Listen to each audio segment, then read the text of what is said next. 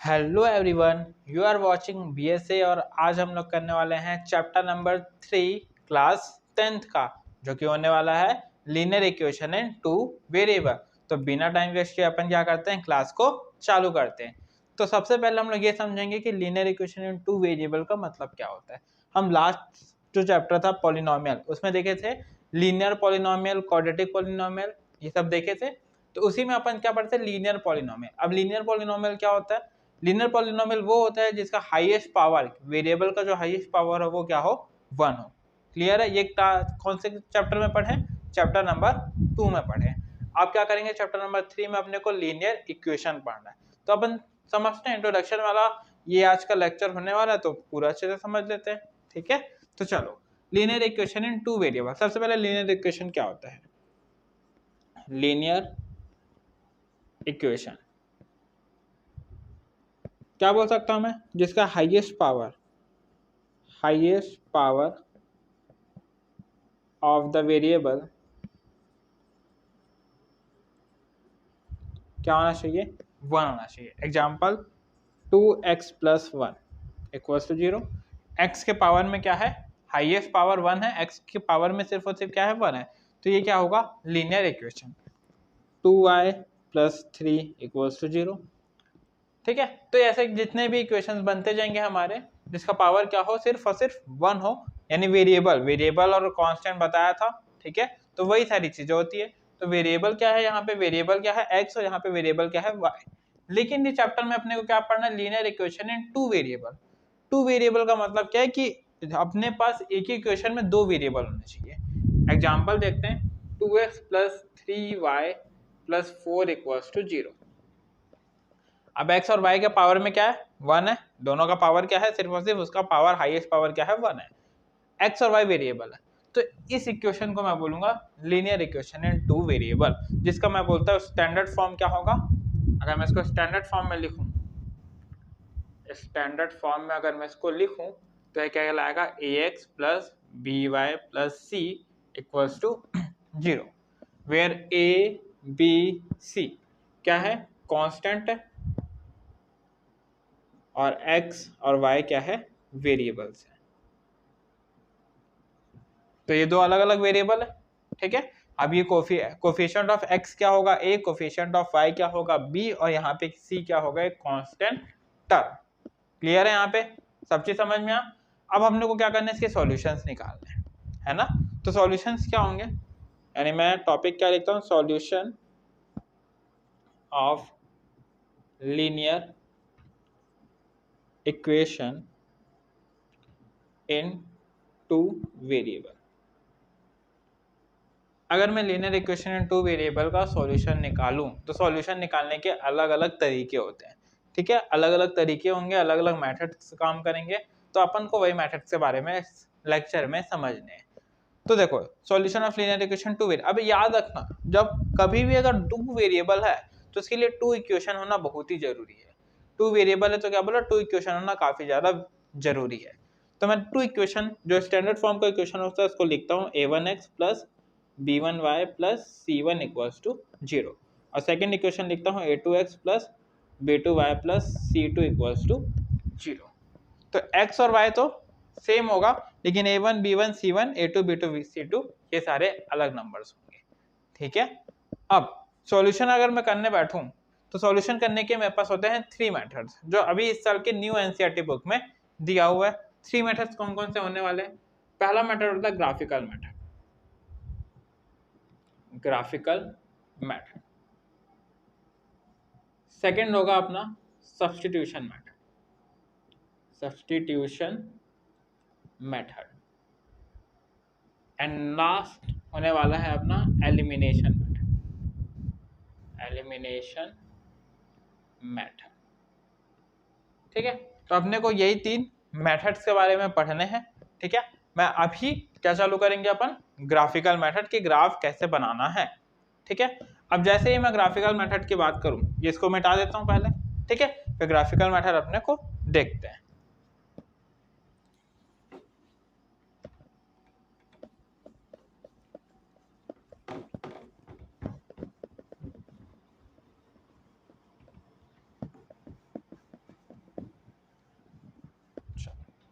तो हमने को क्या करना है, ग्राफिकल मेथड देखना है,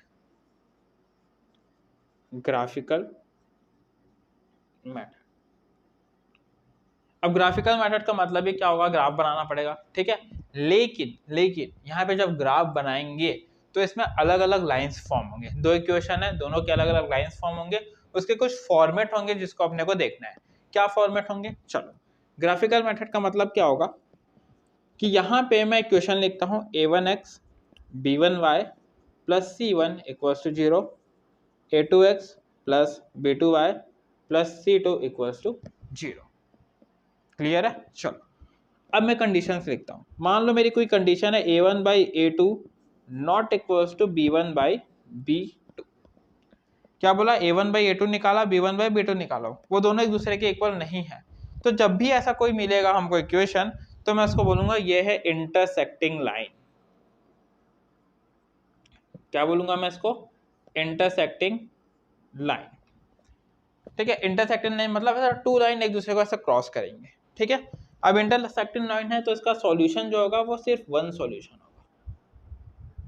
क्या बोला कि जब ये इंटरसेक्टिंग लाइन होगा तो सॉल्यूशन क्या आएगा, ओनली वन सॉल्यूशन आएगा। जब ये वन सॉल्यूशन कहलाएगा तो इसको बोलेंगे कंसिस्टेंट। क्या बोलेंगे, कंसिस्टेंट। कंसिस्टेंट क्या होता है, ऐसा ही होगा, कंसिस्टेंट। अब कंसिस्टेंट क्या होता है, it has at least one solution. यानी इसको अगर मैं सॉल्व करूंगा तो x और y की वैल्यूज एटलीस्ट वन, एक आंसर तो आना चाहिए, एक x की वैल्यू आ गई, एक y की वैल्यू आ गई, तो उसको मैं बोला कंसिस्टेंट सॉल्यूशन। क्लियर है। सेकंड कंडीशन देखते हैं, a1 by a2 equals to b1 by b2 equals to c1 by c2। अगर कुछ ऐसा है तो इसको मैं बोलूंगा कोइंसिडेंट लाइन। इसका जो सॉल्यूशन आएगा मैनी सॉल्यूशन आएगा, मैनी सॉल्यूशन। अब मैनी सॉल्यूशन भी क्या है, एटलीस्ट वन सॉल्यूशन होगा, तो इसको बोलूंगा ये भी क्या रहेगा, कंसिस्टेंट। अब देखो ग्राफ में ऊपर ऊपर से साइड बाय साइड समझा दूंगा कि कैसे तीनों के ग्राफ बनेंगे। उसके बाद अपन क्या करेंगे, क्वेश्चन बना के देखेंगे, ठीक है। और फिर जब एक्सरसाइज बनाना चालू करेंगे तो उसमें ऑलरेडी ये सारी चीजें आप लोग को मिल जाएगी। तो बिल्कुल टेंशन नहीं लेना, चुपचाप क्या करते रहना, पढ़ते रहना है। चलो last condition, a1 by a2 equals to b1 by b2 not equals to c1 by c2। ये होता है पैरेलल लाइन। क्या बोला मैं, पैरेलल लाइन। अब इसको बोलते हैं अपन नो सॉल्यूशन, और यही नो सॉल्यूशन मेरा कहलाता है इनकंसिस्टेंट। अब इनकंसिस्टेंट का मतलब समझाने की तो जरूरत नहीं है, ठीक है, जिसका कोई सॉल्यूशन पॉसिबल ही ना हो। देखो अगर मैं पहली कंडीशन की बात करूं, a1 by a2 not equal to b1 by b2 intersecting line है, तो मान लो मैं ऐसा करके ग्राफ बनाया हूं, ठीक है। यहाँ मेरा y, ये y डैश, x और x डैश, तो एक लाइन ऐसे बनेगी, एक लाइन ऐसी। तो यहाँ कहीं पे एक लाइन क्या हो गया, एक दूसरे को कट किया, तो इसको बोलते हैं इंटरसेक्टिंग लाइन। सेकेंड कंडीशन क्या है, कोइंसिडेंट। मैं एक लाइन ऐसा बनाया, इसी के ऊपर अगर मेरी दूसरी लाइन बनती है ऐसे करके, तो इसको मैं बोलूंगा कोइंसिडेंट लाइन। मतलब क्या हो रहा है कि देखो अब यहाँ पे एक ही बार कट किया तो इसका एक सॉल्यूशन, यहाँ पे देखो कितने बार कट किया होगा, इनफाइनाइट टाइम्स कट किया है, तो मैं इसको क्या बोलता हूँ, मैनी सॉल्यूशन। लास्ट केस क्या बोल रहा है उसमें, नो सॉल्यूशन। नो सॉल्यूशन मतलब क्या, पैरेलल लाइन, एक लाइन ऐसे क्या हो, एक लाइन ऐसे क्या, ये दोनों एक दूसरे के पैरेलल है, एक दूसरे को कभी कट करेंगे नहीं, जब कभी कट करेंगे नहीं तो सॉल्यूशन पॉसिबल होगा नहीं, इसलिए इसको क्या बोलेंगे, इनकंसिस्टेंट। क्लियर है। चलो तो एक क्वेश्चन बना के देखते हैं ग्राफिकली, ठीक है, और उसी क्वेश्चन को मैं बाय सब्स्टिट्यूशन और बाय एलिमिनेशन भी सॉल्व करूंगा, ठीक है। चलो तो क्वेश्चन चालू करते हैं। अब मैं क्वेश्चन क्या है मेरा, मान लो x plus 3y equals to 6 और 2x minus 3y equals to 12। तो इसको सबसे पहले क्या किया, ग्राफिकली सॉल्व किया, उसके बाद क्या करेंगे, बाय सब्स्टिट्यूशन, और फिर क्या करेंगे, बाय एलिमिनेशन, ठीक है। चलो x प्लस 3y, अब देखो ग्राफिकली सॉल्व करने का सिर्फ एकमात्र तरीका होता है कि मैं पहला इक्वेशन पकड़ा x plus 3y equals to 6, सबसे पहले कंडीशन ऐसे बॉक्स बना लो ताकि सॉल्यूशन करना आसान हो जाए। यहाँ पे लिख दो x, यहाँ पे लिख दो y। मैं क्या किया, x को 0 किया, यानी x की वैल्यू में क्या डाला 0, यहाँ पे x की वैल्यू डालो 0 plus 3y equals to 6। So 3y equals to क्या आ जाएगा 6, y की वैल्यू क्या आ जाएगी 6/3, तो y क्या आ गया 2, तो y यहाँ पे आ गया 2। क्लियर है। नेक्स्ट कंडीशन देखो, अब मैं क्या करूँगा, y को 0 पुट करता हूँ, तो x plus 3 into 0 equals to 6, x की वैल्यू क्या आ गई 6, तो यहाँ पे x क्या आ गया 6। समझ में आया, समझ में आया क्या हुआ। चलो second equation, 2x minus 3y equals to 12, box बना लो, x y, x की वैल्यू एक बार 0 पुट किए, तो 2 into 0 minus 3y equals to 12, minus 3y equals to 12, y की वैल्यू आ गई -4। ठीक है, तो यहाँ पे लिख दिया -4। अब क्या करना है, y को 0 कर दो, हमेशा कोशिश करना कि यही काम करो, x 0 y 0 करके सॉल्व करोगे तो तुम्हारे आंसर्स आने की कंडीशन ज़्यादा बेटर रहेगी। तो x की वैल्यू आ गई 6। ठीक है, पॉइंट्स निकालते हैं, 1 2 3 4 5 6, 1 2 3 4 5 6, -1 -2 -3 -4 -5, 1 2 3 4 5, 1 2 3 4 5 6, 1 2 3 6, 1 -1 -2 -3 -4 -5, यहाँ पे -1 -2 -3। देखो ये ग्राफ को मैं रफली ड्रॉ कर रहा हूँ, ठीक है। इसके बाद क्या होगा, आप लोग के स्क्रीन में एक ग्राफ बना हुआ दिखेगा जो इसका ओरिजिनल ग्राफ होगा। ठीक है, सबसे पहला पॉइंट मार्क, मैं यहाँ पे पॉइंट मार्क करना सिखा रहा हूँ। x क्या है 0,2, तो यहाँ कहीं पे 0,2 आएगा, 0,2। फिर क्या है 6,0, 6,0, तो लाइन क्या बन गई, ओ सॉरी देखो गलती हो गई ना, ये लाइन क्या हो गई, ऐसे करके क्रॉस करेगा, ये 0,2 हो गया, ये 2 था, ये 1 था, यहाँ 4 था, यहाँ 5।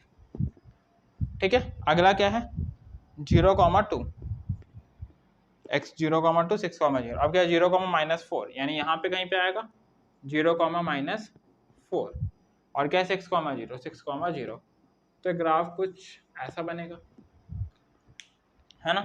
तो चलो स्क्रीन में देखो, ठीक है, तो ये ऐसा कुछ दिख रहा था। अब स्क्रीन में देखो, एक्स स्क्रीन में अगर देख रहे होगे आप लोग, तो हो क्या रहा होगा, पॉइंट्स मिला होगा आप लोग को, क्या चीज 0,2। ठीक है, अब 0,2 से मैं स्ट्रेट लाइन फॉर्म किया हूँ 6,0 पे, जिसका इक्वेशन मेरा क्या है, जो पहला वाला इक्वेशन निकाल के रखा हूँ मैं, क्या इक्वेशन निकाल के रखा हूँ, x प्लस 3y। तो लाइन में देखो लिखा होगा x plus 3y equals to 6। हाँ, फिर क्या लिखा है 2x minus 3y equals to 12, उसका जो पॉइंट्स था वो क्या निकाले 0,4, सॉरी 0,-4 और 6,0, वो लाइन का इक्वेशन वो है। तो इस टाइप से हमारा ग्राफ बनेगा। ठीक है, तो अपन अब कहाँ बढ़ते हैं, कौन से मेथड की तरफ, सब्स्टिट्यूशन मेथड की तरफ। तो चलो अब देखते हैं सब्स्टिट्यूशन मेथड। सब्स्टिट्यूशन का मतलब क्या होता है, सब्स्टिट्यूट करना होता है, यानी मैं एक से किसी एक की वैल्यू निकाला, फर्स्ट इक्वेशन से मैं x या y की वैल्यू निकाला, उस इक्वेशन को मैं क्या करूंगा, सेकंड इक्वेशन में पुट करूंगा। देखो नहीं समझ में आ रहा है, देखो इधर देखो, जल्दी देखो, देखो x plus 3y equals to 6, यहाँ से मैं x की वैल्यू निकाला 6 minus 3y in terms of y। अब इसको मैं क्या करूंगा, इक्वेशन नंबर 2 में पुट करूंगा, इसको इक्वेशन 1 बोलो, इसको इक्वेशन 2, ये मेरा क्या आ गया इक्वेशन नंबर 3।